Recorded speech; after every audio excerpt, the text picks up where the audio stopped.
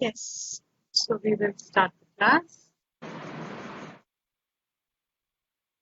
I think I will only chant today.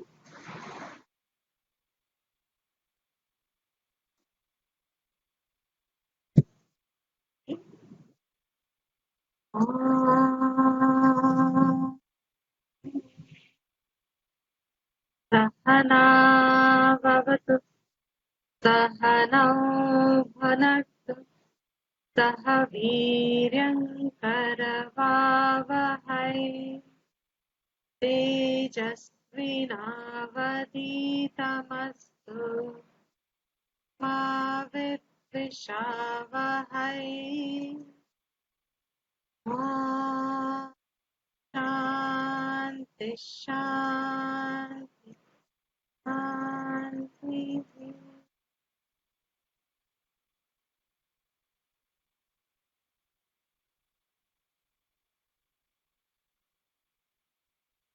Vishyavaratam Chittamatmana Chittvadarshanam Tattvadarshanam Manasam tu kim Margane Krite Naiva Manasam Margarjavat Vrittayasvaham Vrittimashrita Vrittayo Mano Vidyaham Mana Ahamayam Kuto Bhavati Chinvata Aipatatyaham Nija Vicharanam Ahaminashabhatyamaham Taya Puratirit Paramapurnasat Idamaham Pada Hikyamanvaham Ahamilinake Pyalaya Sattaya. So we are seeing these very important verses. One can call them as the essence of Vedantic knowledge. As we said, the Sthanatrayi is the course of Vedantic study. What would be the essence of that course? What would be the sar, takeaway? What is meant to be picked up from that entire huge body of study? Bhagavad Gita has 700 verses, 10 Upanishads of various mantras with a lot of analysis, depth, requiring a lot of focused learning. It takes a few years. And when I say few, a minimum of 7-10 for full-time students. If one has to learn it the correct way, along with the minimum supplementary material, which is like in the form of Sanskrit grammar and other darshanas, if one has to know to gain complete clarity of Vedantic knowledge, it is a one straight vision. When the method was designed to impart this knowledge, in that method of imparting the knowledge, it was it's a very well designed, I would say, very far thought of the parampara, the way they presented this extremely subtle notion which we carry with us, the I, the aham. It is subtle and yet it is obvious. It is subtle because that we take it for granted. ये तो होना ही है. मैं is but natural to be there. So we don't look at it. It is evident. It is seen. It is always there. This great parampara, starting from the rishis, starting from an extremely liberal examination of truth, to discover what is truth to discover what is life, to discover what gives happiness, to discover what is the purpose, to discover why is there plurality, to discover one word, the essence of everything that one experiences, and not just one generation, everything that is called as life and the experiences that the life brings forth. This parampara has very beautifully, systematically, I'm saying, brought out the vision with a lot of uha, poha, discernment. It is still an extremely liberal thinking to examine truth. And the topic has, after all that study, there are two things that come out. Okay, three things that come out, very broadly speaking. I'm just saying it off the cuff. Three things that come out. One is that emotional variation, emotional bondages, as in the sense of agitation, almost seem to become meaningless after this study. Second thing that happens is the intellect of a person develops extreme clarity. I'm saying extreme from the standpoint of what is regularly available. It's a natural outcome. It's not extreme. It's but natural, the development of a human upadhi. Because this liberal thinking in itself has taken a person's thinking from one step to another. The intellect of a person who undergoes this study becomes very sharp, becomes very clear, becomes very focused. Third thing that happens is that the truth, knowledge of truth, gets revealed, is discovered. And that is the purpose of the entire Vedantic study. Entire, again, I'm saying, because if someone who doesn't have any knowledge at all and starts from grassroots, it'll take a couple of years, more than just few years, full-time study, systematically done, without any distractions. All this will be an outcome. Ramana says it in 5-6 verses. Janma Janmantar's tapas. For him to bring this out in these few words, what is it? He says, the entire perceived world, entire. When we are in an everyday life, we are so involved in everyday. We are so absorbed in everyday life. We are not able to stand outside and conduct. Means we are not able to stand outside of our own perception and yet be a participant of the perception. Stand outside means what? Ramana here said, and yesterday we saw it very beautifully, he said it in his words. That capacity to be able to observe the screen on which this duality of subject and object is projected and withdrawn, projected and withdrawn, projected and withdrawn. If someone remembers, all of you wouldn't, but in Mundaka Upanishad there is an example given of creation. And the example is of a spider. A spider who with its own saliva, its own material from within, throws a web out.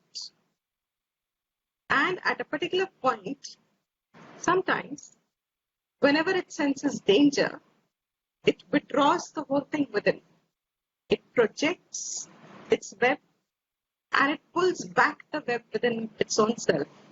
The web disappears. This perceived world जिसको हम अपनी जिंदगी कहते हैं, this perceived world, we are in it, involved in it, we are absorbed in it. It is real to us. It is so real because it brings about certain limitations to our fulfillment. Everything I want, I don't get it. I want to fly like a bird, but I'm not able to. So while my mind is entertaining the thought of flying like a bird, free, not in an aeroplane, free, why can't I fly like a bird? Something tells me in this perceived world, I cannot. And suddenly, a sense of reality dawns on my sense of limitation. I'm not able to do everything I want to do. While my wants seem to have limitlessness, my capacities are limited. This perceived world with its duality, finding myself a part of it within it, a member of it, as the subject of it. I don't have the same sense of reality with reference to the world and myself. I am a greater reality. The world is still real, but compared to the world and me, I am a greater reality, and yet I find myself tied in it, tied in the world, with the world. Here, all that it says is, Vedanta says is, Ramana puts it, this mind upadhi, where the experiences are registered, where the experiences are recognized, and in the examination of experiences, the subject, the experiencer, is said to be the one who is conscious, but his consciousness seems to be limited between head and toe, one's own head and toe. The consciousness that is restricted between head and toe, then that consciousness has information of the presence, the information of the world gets presented to it. And the person says, I know, I'm aware. This subject and object division. Ramana says, if you want freedom, there is nothing not to do. There is nothing big to achieve. It is here and now. All it needs is a little practice. And what is the practice? Instead of shifting the focus on the world or yourself as a limited entity, shift your attention to the screen where both are being illumined.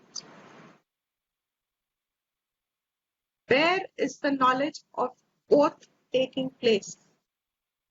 And what does both mean? The knowledge of me, the individual, and the knowledge that the individual is gathering about the world. What is that screen where both are being printed as if planted, where both are registered, where both get the same sense of reality? In that light of screen, on that screen, the individual I and the world are both the same reality. In the I of the individual, the I is real, the world is also real, But there is a gradation in the sense of the experience of I and the world. My consciousness doesn't seem to extend as an experience, like I experience my finger and when it gets cut, I say, I am cut. But if the table gets scratched, I don't say I am scratched. It seems absurd even to think like that. Table को scratch हुआ है और मेरे को दर्द हो रहा है. Oh my God, I need to put bandage on my finger. Why? Because the table got scratched. Or vice versa. I got scratched in the finger, my finger got a cut, and I'm putting bandage on the table. The sense of reality the individual holds, his identity that he holds, is restricted to the body. This body, thoughts that seem to be confined in the body. Mind seems to be confined in the body. This sense of reality that the individual experiences regarding his own self, as long as there is this disparity, the world stands separate from the experiential individual I. This disparity, as long as it will remain, so long, the suffering, the seeking of happiness, the seeking of completeness will not end.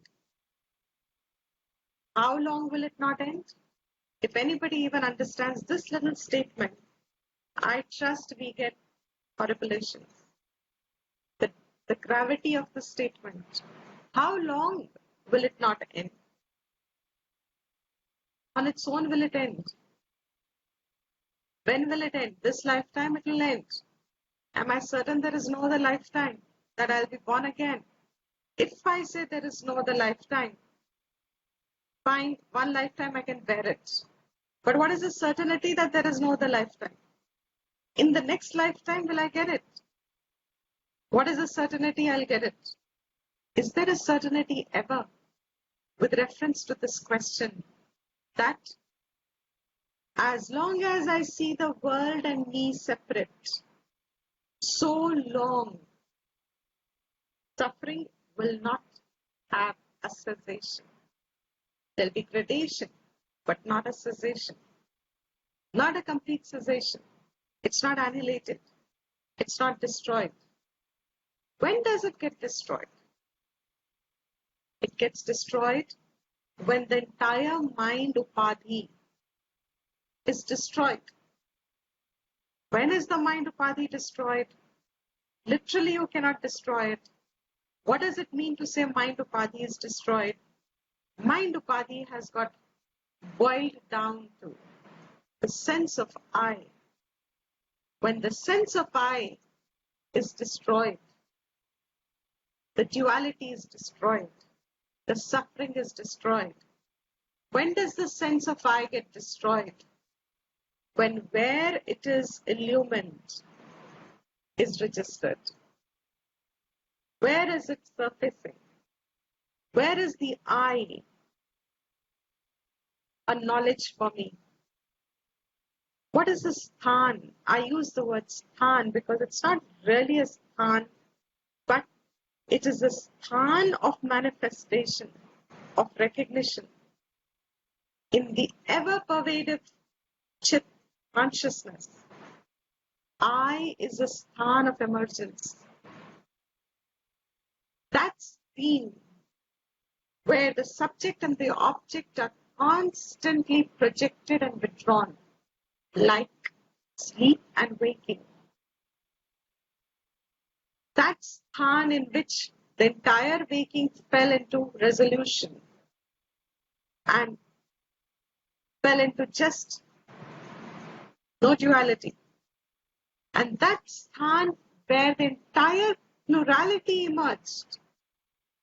Even this much I tell you, if we were all true seekers, or if we are true seekers, of course we all are, but if we all just sit with that sentence, till we discern the sentence. What is it? Where has the plurality erupted? Is it outside the Big Bang, in which I erupted, my birth, and the world was always there? Or is it that I and the world, individual and the world, are so two sides of the coin? One cannot exist without the other. And they both simultaneously, where they got illumined and the recognition, I am awake. Even after listening to this 100 times, maybe 1,000 times, I don't know, variations. Maybe it will point to one morning when I wake up, and maybe my mind has been reflective enough and quiet enough and detached and objective enough for me to be able to get that, he says, Puranam. There are many times that this Puranam comes, that recognition of the screen, that pure, untainted, where there is no duality. That is Chitta Darshanam. Seeing that Chitta Darshanam itself is Tattva Darshanam. There is nothing else other than that, because the nature of this Chit is, nature of this consciousness is that it is indestructible. It is one without the other. It is ever there. And it is not subject to people or to species or to classes or generation or life forms. It ever is there, in which there is a projection of I, there is an experienced world, and there is a resolution of both. That one, where when it is recognized, Nashtamana Manaha, the entire I, mind is destroyed. Thereafter, never a recurrence again.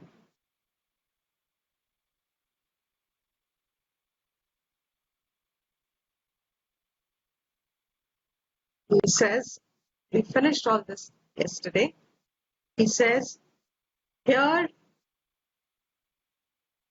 the focus is on the individual, very withdrawn internally, quiet, externally going about doing what they have to. Comes with practice. A lot of people, that's why I say, do you sit in Nididhyasana? Do you sit in meditative posture? Not needed.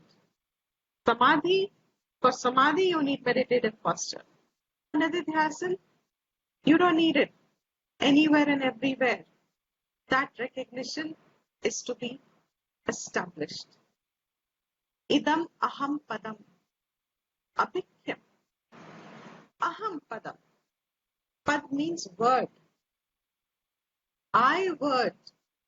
The word I, abhikyam, when I say I, what does it mean? He says, in this I word, watch, see, is there a resolution of it? The word that I say, okay, I am saying now, I am talking to you. This I that I am saying, I am thinking, I am feeling, I am angry, I am sad, I am annoyed, I am irritated, I am happy, I am joyful, I am maza, I am anand, I am wanting. So much I have used. What will you say? I am listening, I am hearing, I am sitting, I am understanding, I am confused, I am attentive, I am distracted, I am liking it, I am not understanding it. We both have used I. This I that we have used, observe, is it steady? Is it constant? Sorry? You're on mute. Oh, okay. Is this I constant? It's not. What is the pointer? Ramana says, this aham, leenake, goes away. It resolves. I am talking, this is a few hours later, won't be there. This I cognition will not be there. It's a fascinating observation. It's so liberating. It's so enjoyable. ये जो मेरा आय मुझे परेशान कर रहा है, अभी दुख दे रहा है, अभी सीकर बना रहा है, ये जो आय कुछ घंटों के लिए जो मेरा यूज है इस आय का, after some hours I'll be freed of it. I'll be relieved. I'll be peaceful. But that I will erupt again. Ahami leenake. It has a resolution. थोड़ी देर के लिए गायब हो जाता है, as if gone. And if I is gone, my entire suffering that I attributed to myself is gone along with it. But, he says, alaya sattaya. There is another aham in its true nature, which has no laya. And it's pure existence. It's of the nature of sat. Ever there. Me. There's very subtle things. Me. When I use me, there is an undertone of me. Me is not independent also. It has in its the foundation of hona, hai, asti, am, is, who. That satta, that notion satta, he says, has no disappearance. It ever is there. It will never even fade away. But it's very, very anand hai isme.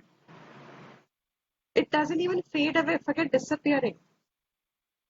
It's not disappearing for sure. It's not destroyed for sure. It is not going away for sure. Time will have no effect on it at all.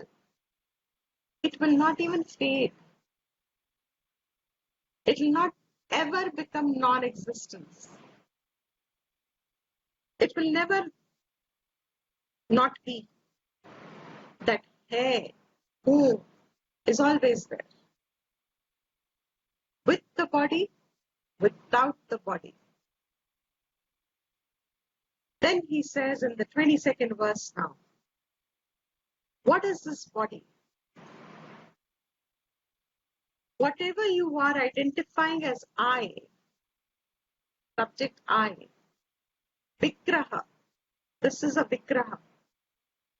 Vigraha word is, for those who are into Upasana, they understand their idols are called vigraha.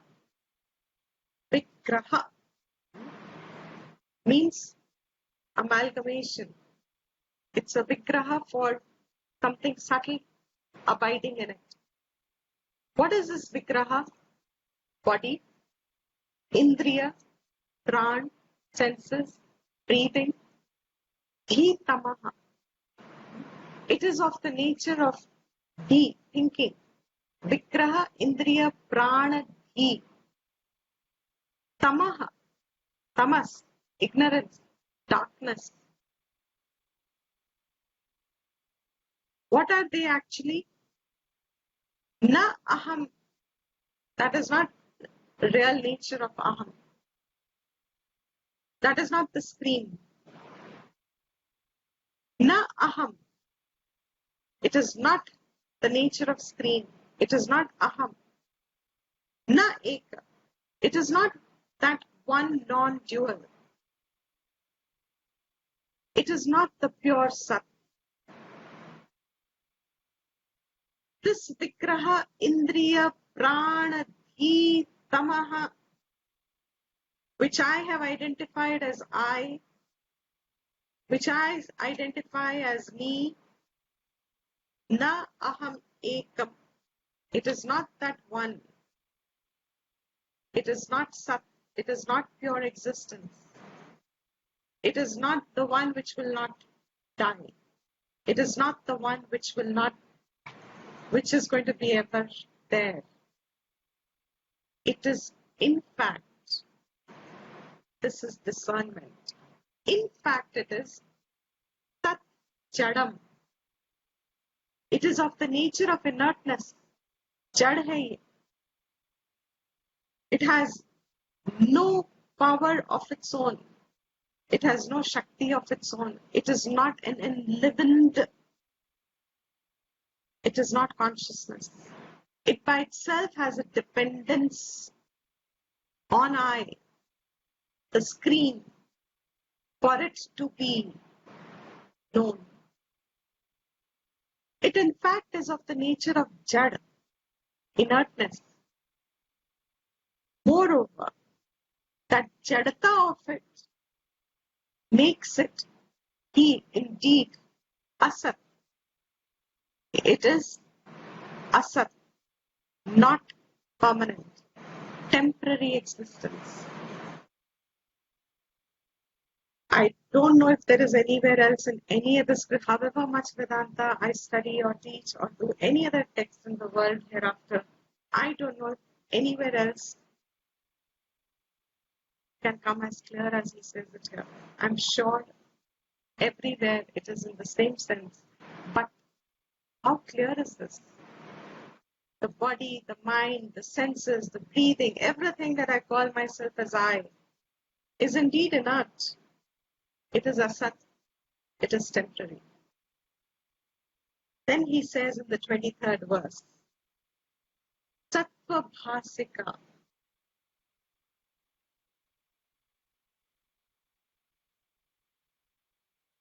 Chitvavetara. Verse 23.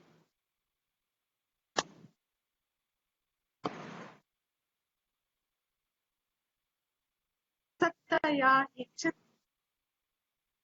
chittaya hi aham. Sattva Bhasika. The knower, the true Bhas. Bhas is illuminer. The Bha Dhatu. Bharat. What is Bharat? Bha. Rat. Rat is enjoying, reveling. Bha. Illumining. Light. Bhasika. The one which is the illuminer. That's Sattva. Pure existence. Chitvava. Tvava. There is.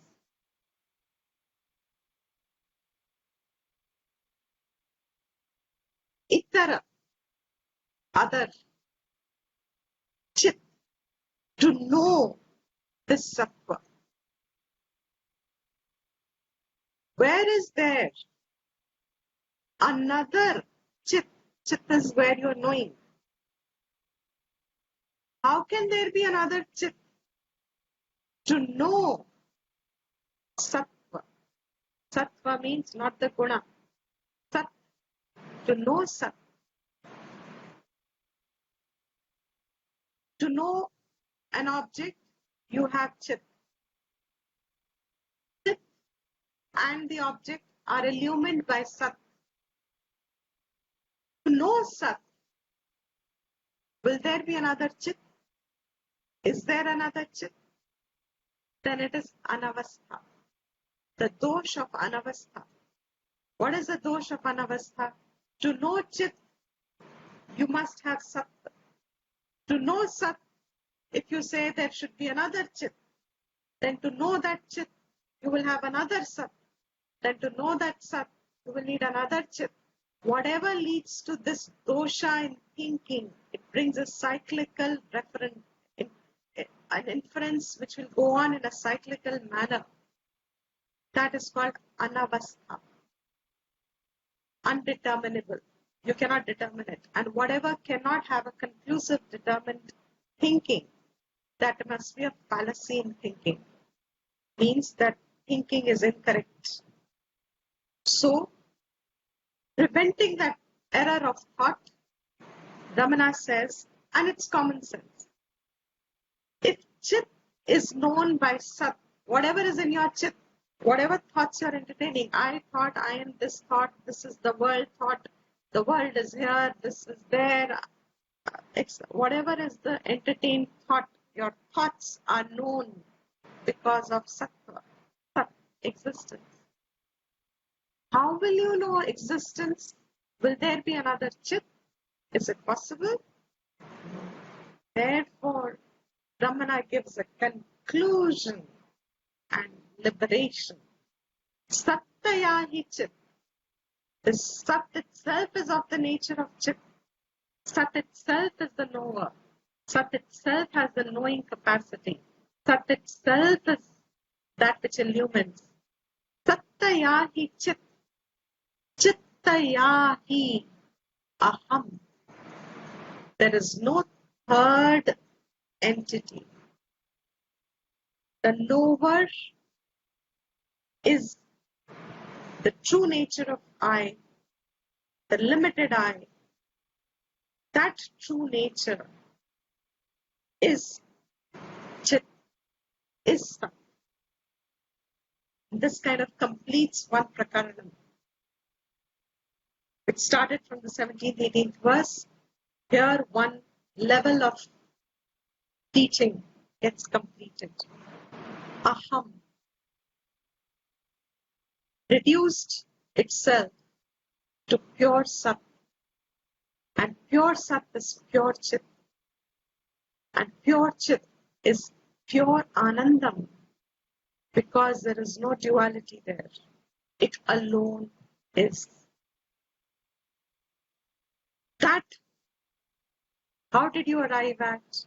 If you go back in all these verses, the first 15, 16, Karam Kand, Upasana Kand, and then purified mind, he said to get to that point where you find there is no laya of your mind, that can only be possible with deep, I'm saying deep, because our superficial layers are involved with body identification, is involved with world identification.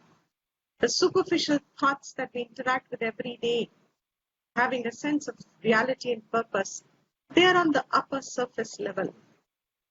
You have to transcend that, as if go beyond, observe the deeper layers.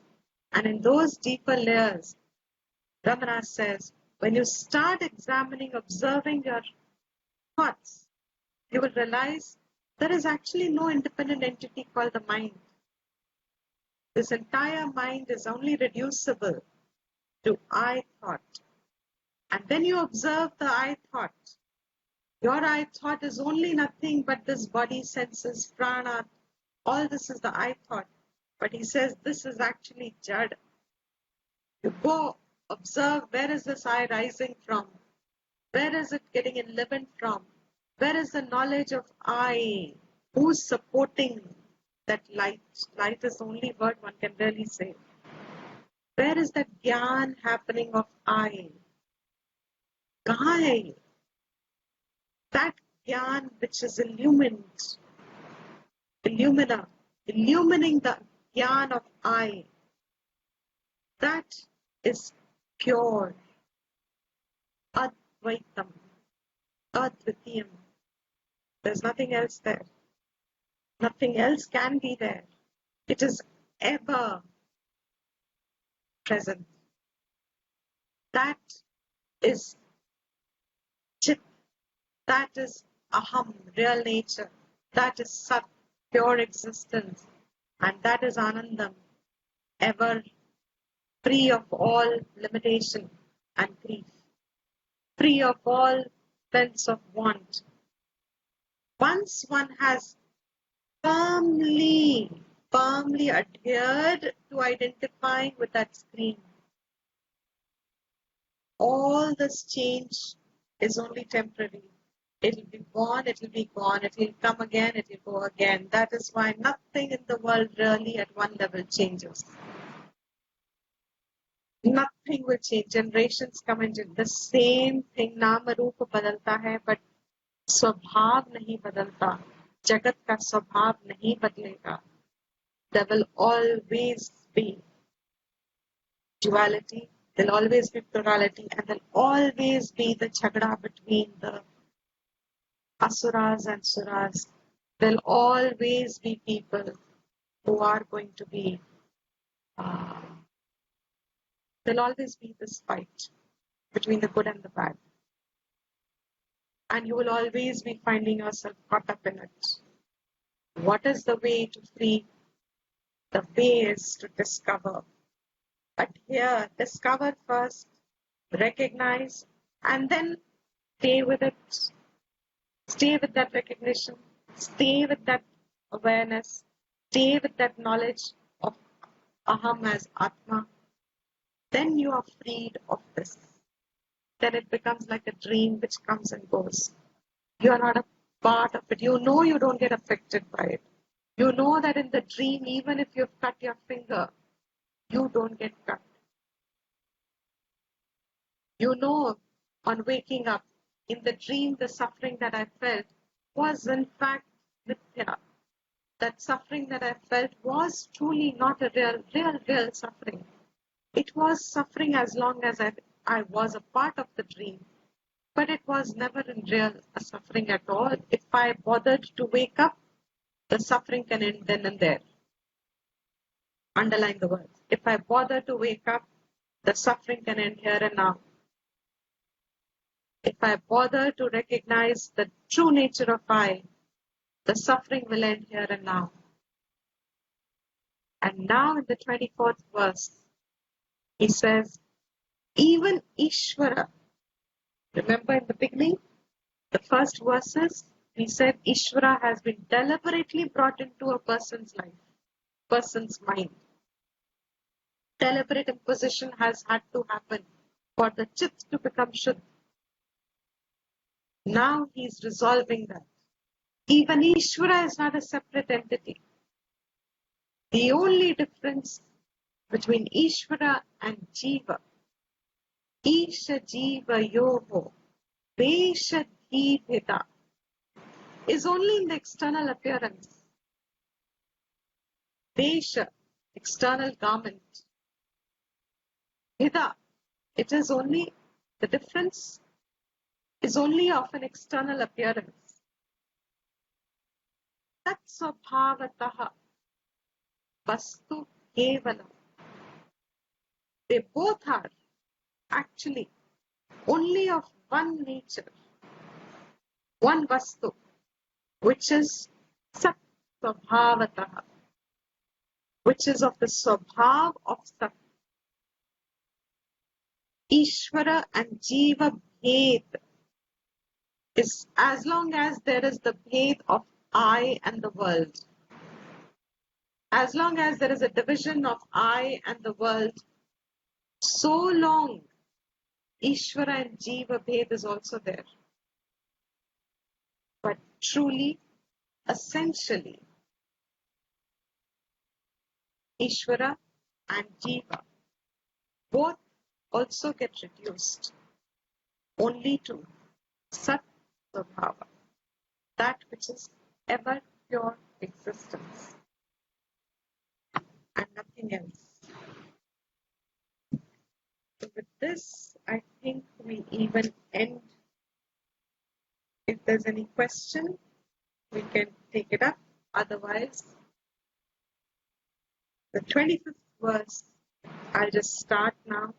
I don't think I have the slide for it. Yeah. We have the books, so maybe we'll just take the 25th verse. He says, Vishahanataha Swatma Darshanam. Isha Darshanam Swatma Rupataha. How is one going to establish in this screen the knowledge ever the true nature of one's own self? How does one remain with that knowledge? Veshahanataha. The minute you give up your identification with this Vesha, take it as garment. Take it as just an appearance. Giving up this external appearance, identification with it, you can't give it up. Give up the identification. Like, for example, as a child, all of us have had one favorite toy. Did we? One favorite toy. Car, plane, doll, anything, but one favorite.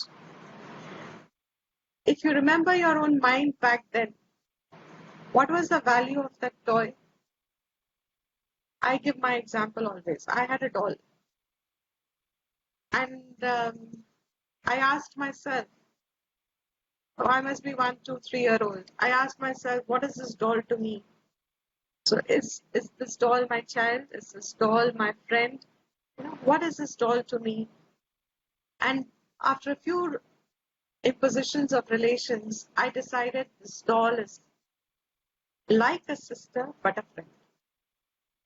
A very specific characteristic. This doll is like my sister, but my relation with this sister will be like a friend. This doll was like that, which means what? I'm not always going to be with her. She will not always be with me, but we will share everything. Like a friend. That I was observant, how long will I keep it? Another 2 years. So the doll slept with me. I was remembering, oh, the doll has to be fed. So at night I would wake up, give it a turn because the doll should be turned. I turn at night, so the doll also will need to turn. So, the doll needs to be turned. A lot of vyavhar.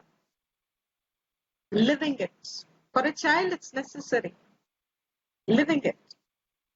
But the day I started seeing it only as a doll, inert, made of plastic, artificial eyes, artificial hair.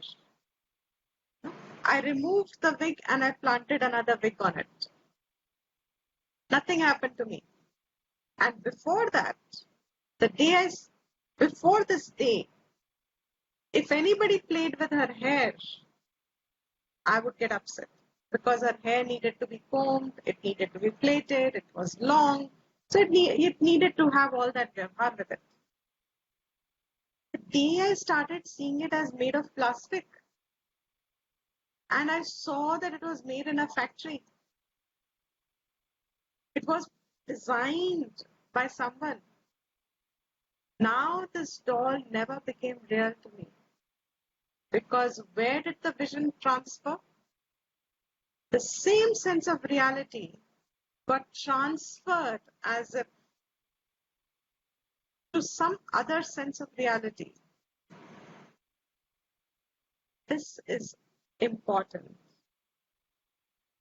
As long as the Vesha, that external appearance seems real to us, so long I will have vyavhar with it. As long as this external is not seen as external, my doll was seen as my sister, my friend.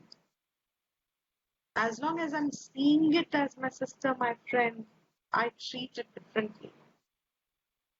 The minute I have the vision of externality in it, it's external, it's created, it's inert, it's plastic. That true value to it has come. Does that mean that when I saw it as a sister and a friend, that the value was artificial? Does that mean that value had no meaning? No, it had a meaning. For that stage of life and understanding, To see it was helping me develop my human characteristic. When I related to the doll, I'm allowed to relate to the doll as real because I am developing the characteristic. Please appreciate this point because it has a huge gravity. When I worship a god, when I worship any devata, I am attributing all those characteristics, but who's developing? I am developing. I'm developing my human characteristics.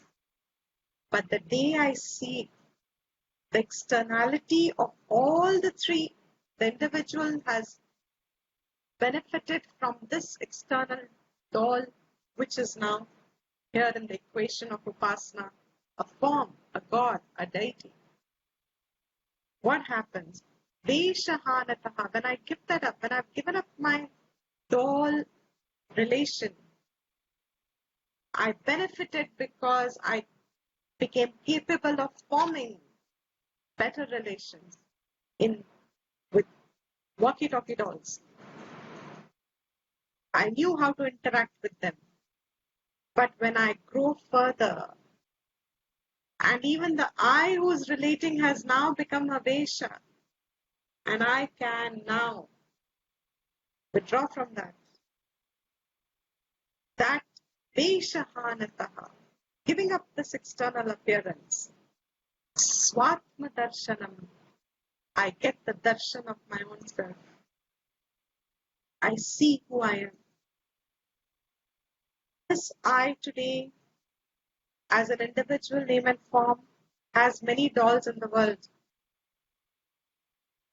That I relating to the doll, when I give that up, I give it up when I grow. Swatma Darshanam, when I see my own self in its true nature. That itself is Isha Darshanam. That itself is having the darshan of Ishvara. Svatma Rupataha, that vision of Ishvara, seeing Ishvara in its nature, itself is one's own inherent nature. That Sat, pure existence, in which Isha Darshanam is also a manifestation, which can also resolve. Aham is a manifestation, which will also resolve.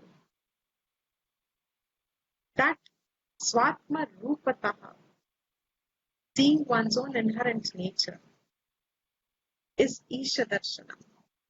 Isha Darshanam is Swatma Darshanam. When Swatma Darshanam is seen, Ishvara has fallen. Patati. Bhagwan has fallen. Fallen as in, it's no longer a need. Doll is no longer needed. I can play with it. If I have a child or a grandchild or my neighbor's child, I can play with a doll. I love to play with a doll for her sake, for that person, for that child's sake. But the doll cannot grow me further. My playing with the doll, prayojan is finished when I develop the right knowledge, when I develop the right attitude, when I develop the right characteristic. But once I have developed them, I have become free of the doll. Doesn't mean that giving up of the doll doesn't mean that I cannot play with it. I can, in the context of whatever needed in life, I can play. Similarly are all the roles for a Jnani, Atma Jnani. They will conduct their roles as per the need, whatever needs to be done. But is that role going to develop them any further, grow them any further, nourish them any further, nurture them any further? No, because the falsity, the mithyatvam of it is already recognized. So with this, I think the rest of the verse will catch up in the next class. Veshahanataha, giving up, destroying. This assumed appearance of the individual I comes with it. the true identity of oneself, which is free of this external appearance. That itself is also Isha Darshanam of the nature of one's own self. Clear, I think? So with this, we will end the class today.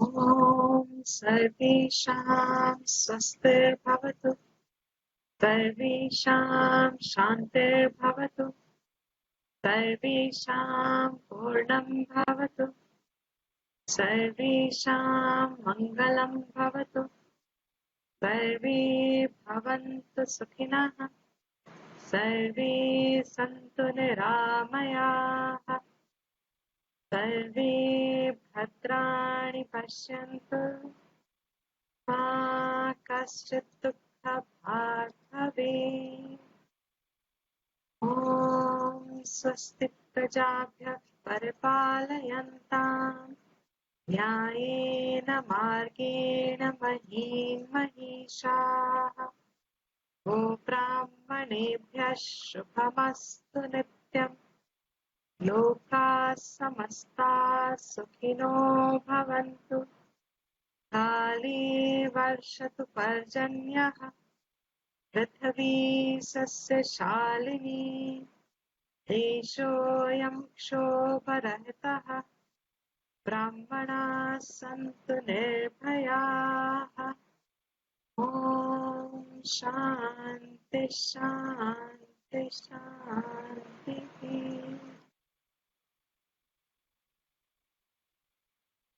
Thank you, Deepthi. Thank you so much. Is it all Deepthi clear? Pranam. Thank you very much, Deepthi ji. Thank you. Vedika and Siddharth, I hope it's getting clear.